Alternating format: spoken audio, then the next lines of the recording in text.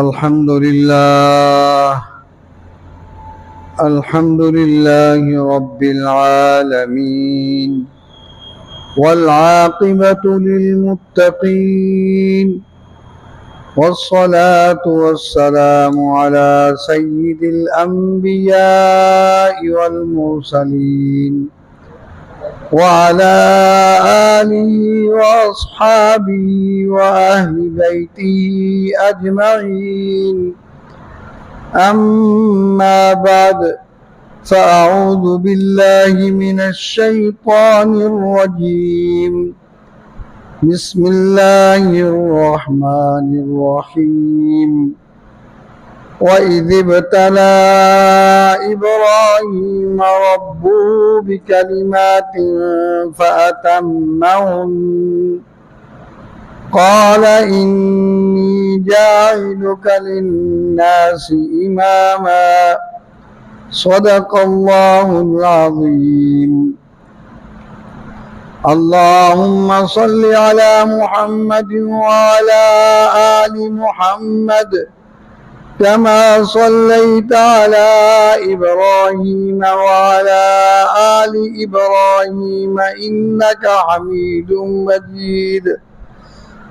اللهم بارك على محمد وعلى آل محمد كما باركت على إبراهيم وعلى آل إبراهيم إنك حميد مجيد. سبحان ربك رب العزة عما يصفون وسلام على المرسلين والحمد لله رب العالمين. وَإِذِ ابْتَلَى إِبْرَاهِيمَ، اور جب آزمایا ابراہیم علیہ السلام کو ربہ، ان کے رب نے، فَأَتَمَّهُنَّ، پس انہوں نے پورا کر دیا انہوں نے. قَالَ إِنِّي جَاعِلُكَ لِلنَّاسِ إِمَامًا، اللہ تعالیٰ نے فرمایا اے ابراہیم، ہم آپ کو لوگوں کے لیے پیشوا بنانے والے ہیں. قال ومن ذریتی، ابراہیم علیہ السلام نے عرض کی کہ میری اولاد سے. قال لا ینال عہد الظالمین، اللہ تعالیٰ نے فرمایا کہ میرا عہد جو ہے نا یہ ظالموں کو نہیں پہنچے گا. تو یہ حج کے مہینے شروع ہیں، اور جب حج کا ذکر آتا ہے تو پھر حضرت ابراہیم علیہ السلام کا بھی ذکر کرنا ضروری ہوتا ہے، کیونکہ بیت اللہ کی تعمیر جو کی تھی وہ حضرت ابراہیم علیہ السلام اور ان کے بیٹے حضرت اسماعیل علیہ السلام نے مل کر کی تھی. تو اس لیے حج کے ساتھ ساتھ ان کا تذکرہ بھی ضروری ہے. اللہ تعالیٰ یہ جو آیتیں میں نے پڑھی ہیں فرماتے ہیں کہ اللہ تعالیٰ نے ابراہیم علیہ السلام کو آزمایا اور وہ امتحانات میں پورے اترے،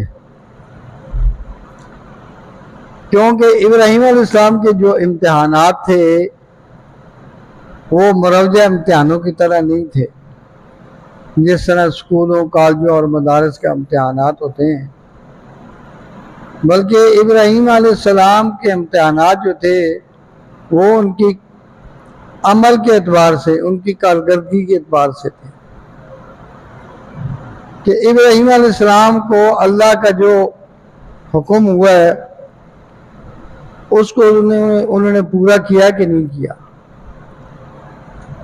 تو اللہ تعالیٰ نے نبی علیہ السلام کو حکم دیا وَأَنذِرْ عَشِيرَتَكَ الْأَقْرَبِينَ، کہ اپنی دعوت و تبلیغ کا آغاز اپنے قریبیوں سے کریں. تو نبی کریم صلی اللہ علیہ وسلم نے اپنی دعوت و تبلیغ کا آغاز اپنے قریبیوں سے کیا تھا، ان کو بلا کر تو کوہ صفا پر آپ صلی اللہ علیہ وسلم تشریف فرما ہوئے، آپ نے ان سے خطاب کیا اور آپ نے سب سے پہلے اپنی زندگی کو ان کے سامنے رکھا کہ مجھے تم نے کیسا پایا، میری زندگی کے بارے میں ذرا بتاؤ، میں تم میں سے کیسا آدمی ہوں؟ تو ان کا یہی جواب تھا کہ ما جربناک، ہم نے جب بھی آپ کو آزمایا تو نہیں پایا آپ کو مگر سچ بولنا، صادق الامین۔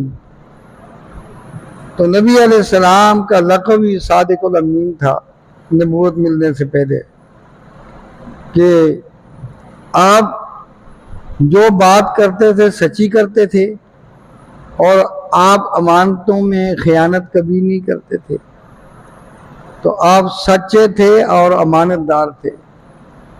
تو بہرحال نبی علیہ السلام نے اپنی دعوت و تبلیغ کا آغاز بھی اپنے قریبیوں سے کیا، تو ابراہیم علیہ السلام نے بھی اپنی دعوت و تبلیغ کا آغاز جو ہے اپنے گھر سے کیا۔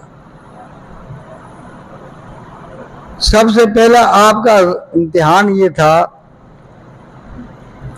کہ آپ نے دعوت توحید سب سے پہلے اپنے والد کو دی، کہ آپ کا والد کو معمولی نہیں تھا، بلکہ آپ کا والد بت پرست ہونے کے ساتھ ساتھ بت فروش بھی تھا، بت خانوں میں بت پہنچانا اس کا کام تھا، اور بت گھر بھی تھا، بت بناتا بھی تھا، بت تراش تھا، اور بت بیچتا بھی تھا، اور پھر بت پرست بھی تھا۔ تو جب اس کو ابراہیم علیہ السلام نے اس کے نظریے کے خلاف دعوت توحید دی، تو اس نے ابراہیم علیہ السلام کو یہ کہا کہ میں پتھر جمع کر کے آپ کو ماروں گا، یہاں تک کہ آپ مجھ سے دور ہو جائیں، میں آپ کو دیکھنے نہ پاؤں، آپ مجھے نظر نہ آئیں۔ تو بہرحال ابراہیم علیہ السلام کا تذکرہ اللہ تعالیٰ یوں فرماتے ہیں، وَاذْكُرْ فِي الْكِتَابِ إِبْرَاهِيمَ إِنَّهُ كَانَ صِدِّيقًا نَبِيًّا۔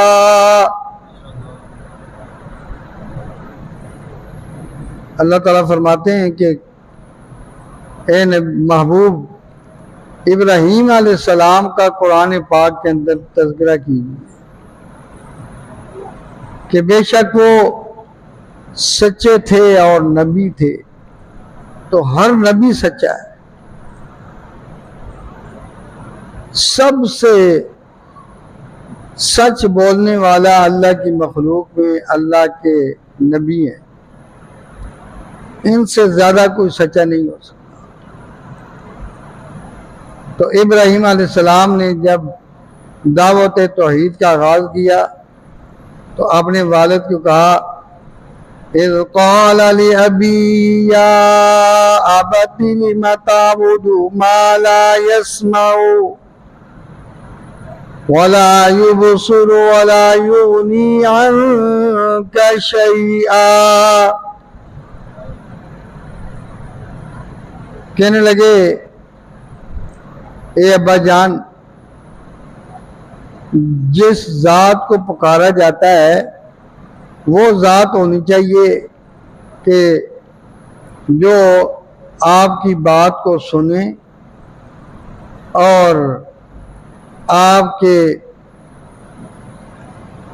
افعال کو دیکھ رہی ہو، اور آپ کی مشکلات میں وہ کام آ سکے، آپ کی پریشانیوں کو دور کر سکے۔ تو ابراہیم علیہ السلام اپنے باپ کو کہنے لگے لما تعبدو، آپ کن کی عبادت کر رہے ہیں؟ ایسوں کی آپ عبادت کیوں کرتے ہیں؟ ما لا یسمعو، نہ وہ سن سکتے ہیں، ولا یبصرو، اور نہ وہ دیکھ سکتے ہیں، ولا یغنی عنک شیئا، اور نہیں آپ سے کسی چیز کو ہٹا سکتے۔ تو یہ خود محتاج ہے، ان کے اوپر کوئی بھی چیز آ جائے، مکھی بیٹھ جائے، اس کو نہیں ہٹا سکتے۔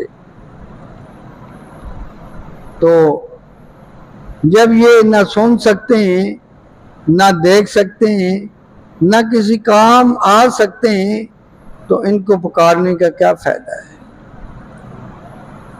معبود تو وہ ہوتا ہے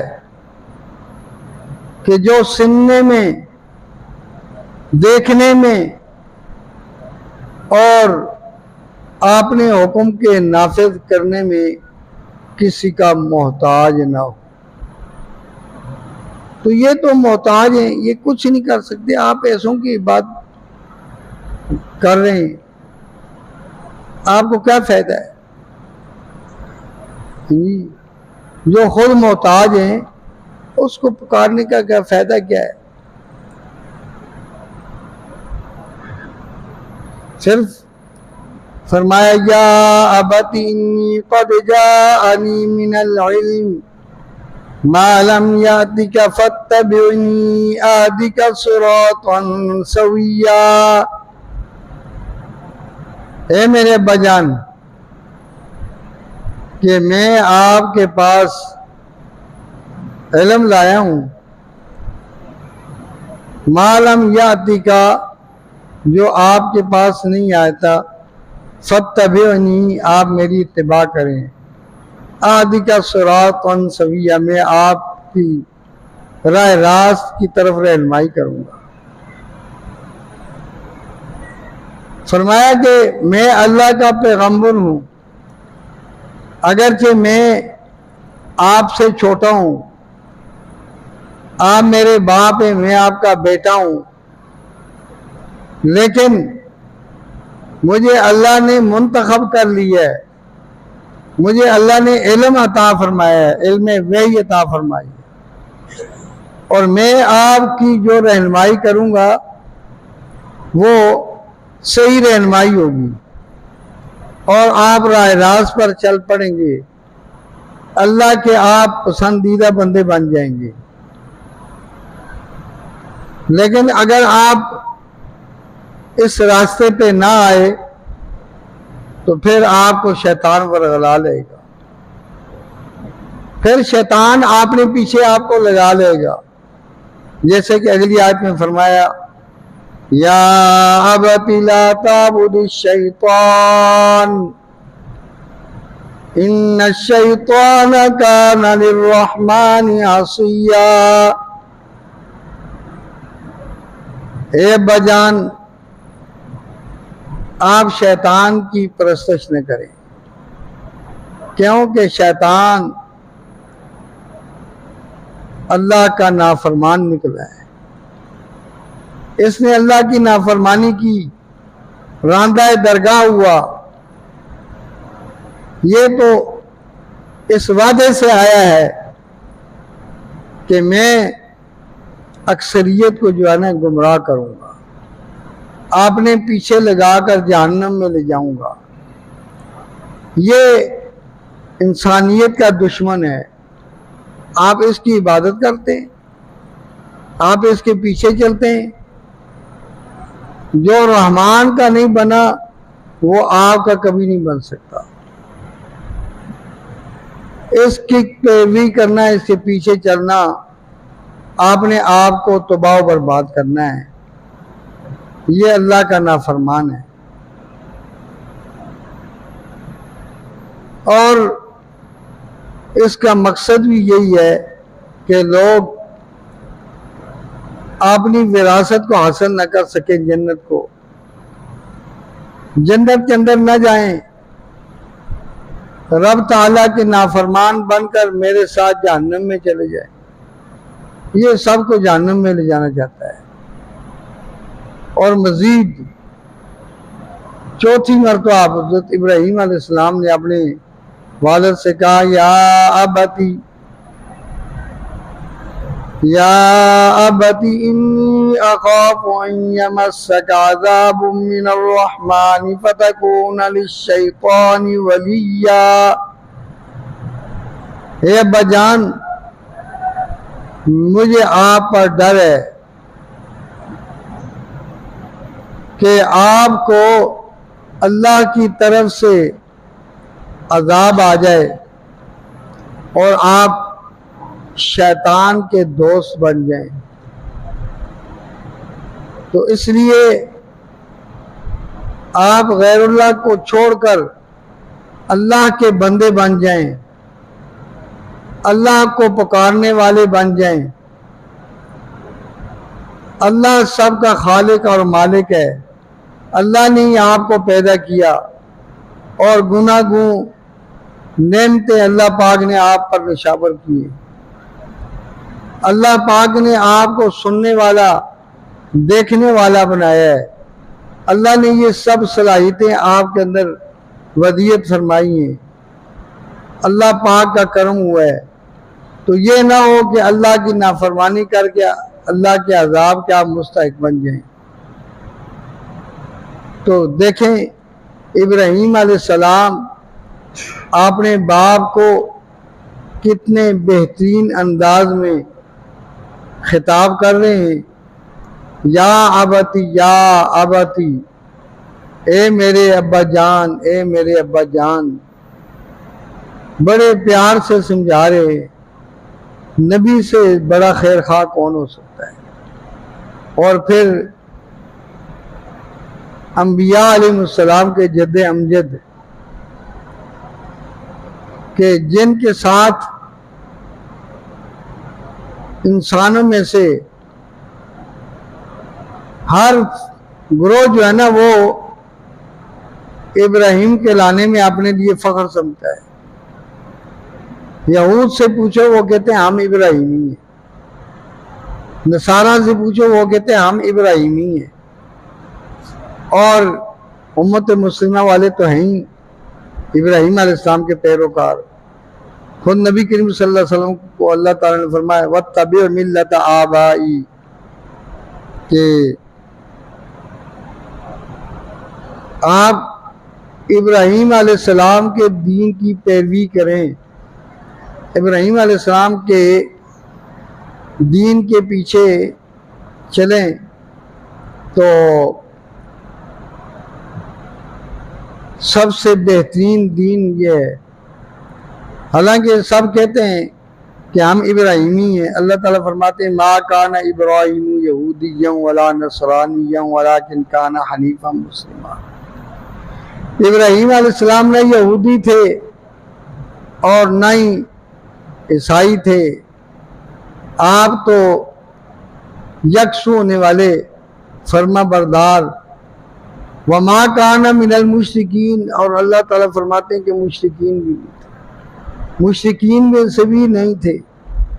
تو سب کی نفی کر دی۔ اور ابراہیم علیہ السلام نے جو کام کیا ہے وہ اتنا کام ہے کہ گویا کہ اللہ تعالیٰ فرماتے ہیں ابراہیم ان ابراہیم کان امتا قانتا للہ حنیفا۔ ابراہیم علیہ السلام تو کام کے اعتبار سے ایک امت ہے، جس طرح کہ امت مل کر کام کرتی ہے نا، اتنا بڑا کام کیا ہے۔ اب دیکھیں ابراہیم علیہ السلام کیسے ناصحانہ طریقے سے اپنے باپ سے خطاب کر رہے ہیں، اور باپ کیا کہتا ہے اراغب انت عن آلہتی یا ابراہیم لئن لم تنتہی لارجمنک واہجرنی ملیا، کہ ابراہیم اگر آپ اس دعوت کو دینے سے باز نہ آئے، دعوت توحید کو آپ نے نہ چھوڑا تو میں آپ کو رجم کر دوں گا، اور اگر آپ اس سے باز نہ آئے تو پھر مجھ سے دور ہو جائیں۔ تو ابراہیم علیہ السلام کو دیکھو دعوت توحید کی وجہ سے اپنے ماں باپ کو اپنے آبائی گاؤں اور علاقے کو چھوڑنا پڑا. آپ کی پیدائش عراق کے شہر بابل میں ہوئی تھی، لیکن اس کو چھوڑ کر آپ کو فلسطین آنا پڑا.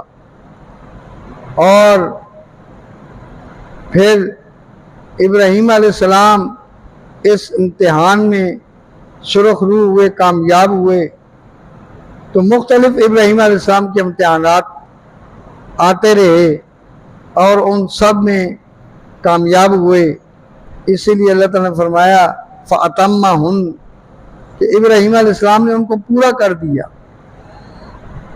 اور اللہ پاک نے پھر فرمایا انی جاعلک للناس اماما کہ میں نے لوگوں کے لیے آپ کو پیشوا بنایا ہے. ابھی میں نے عرض کیا تھا نا کہ ہر ایک گروہ جو ہے نا ابراہیمی کے لانے میں فخر محسوس کرتا ہے کہ ہم ابراہیمی ہیں، لیکن ابراہیمی ہونے کے لیے پیمانہ یہ ہے کہ توحید پر قائم ہو، اللہ کے ساتھ کسی کو شریک نہ کرنے والا ہو. اگر ہم ان گروہوں کا مطالعہ کرتے ہیں، چاہے وہ یہود ہوں یا نصارہ ہوں یا مشرکین ہوں، یہ سب شرک کے اندر مبتلا ہے، یہ سب شرک کرتے ہیں. تو یہ ابراہیمی کے لانے کے مستحق نہیں ہے. ابراہیم علیہ السلام کے ساتھ نسبت تو امت محمد صلی اللہ علیہ وسلم کو حاصل ہے، جن کا دین حنیف ہے، جو یکسو ہونے والے فرما بردار ہیں. تو اس لیے ابراہیمی کے لانے کے بھی سب سے زیادہ مستحق یہ ہیں. اور ابراہیم علیہ السلام کی جو سنت ہے قربانی، اس کو بھی زندہ کرنے والے بھی یہی ہیں. تو اس لیے حقیقتاً ابراہیمی کے لانے کے حقدار جو ہیں وہ امت محمد صلی اللہ علیہ وسلم ہیں. تو ان میں چند کلمات پر اکتفا کروں گا، باقی انشاءاللہ پھر ابراہیم علیہ السلام کے امتحانات کا تذکرہ جاری رہے گا. اللہ تعالیٰ سے دعا ہے کہ اللہ تعالیٰ ہمیں اپنے حفظ و ایمان میں رکھے، اور یہ جو لوگ اس ملک کی حفاظت پہ لگے ہوئے ہیں، حفاظت کر رہے ہیں، ہم تو آرام سے سو جاتے ہیں، آرام کرتے ہیں، ہمیں تو اتنی فکر نہیں ہوتی، لیکن یہ لوگ جو اس ملک کی حفاظت میں رات دن لگے ہوتے ہیں، ان کی بڑی ہمت ہے. اللہ تعالیٰ ان کی بھی حفاظت فرمائے اور اس ملک کی بھی حفاظت فرمائے. ابھی ہمارا دشمن آرام سے نہیں بیٹھا، مکر باز ہے، بہت بڑا مکر باز ہے. تو اس لیے اپنی دعاؤں میں اس ملک کی حفاظت کے لیے اللہ پاک سے التجا کرتے رہیں کہ اللہ تعالیٰ اس ملک کی حفاظت فرمائے. اور یہ جو لوگ اس کی حفاظت میں لگے ہوئے ہیں، مخلصین ہیں، اللہ تعالیٰ ان کو اپنی خزانہ غیب سے اجر عطا فرمائے، ان کی حفاظت فرمائے. وآخر دعوانا ان الحمد للہ رب العالمین.